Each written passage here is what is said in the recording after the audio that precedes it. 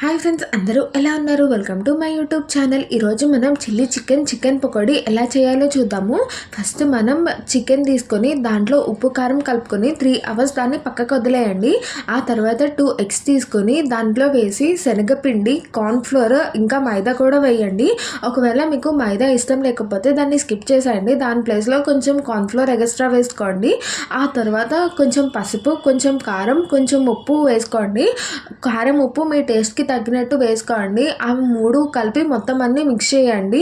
అది మొత్తం మిక్స్ అయిన తర్వాత ఒక 5 మినిట్స్ వదిలేసి ఆ తర్వాత స్టవ్ మీద ఆయిల్ పెట్టుకొని చికెన్ వేసుకోండి.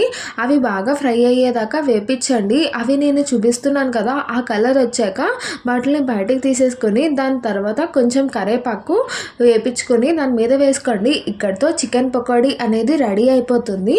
ఆ తర్వాత మనం చికెన్ ఎలా చేయాలో చూద్దాము.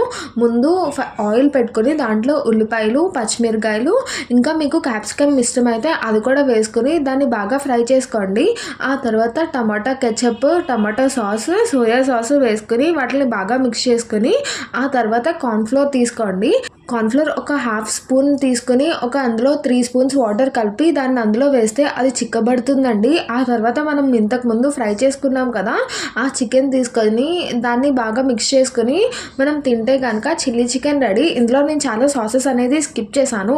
అయినా చికెన్ టేస్ట్ అయితే చాలా బాగుంటుందండి. ఒకసారి ఇలా ట్రై చేసి చూడండి. ఇక్కడితో చికెన్ పకోడీ 2 రెడీ అయిపోయినాయి. That's all for this video. Bye bye. Thanks for watching.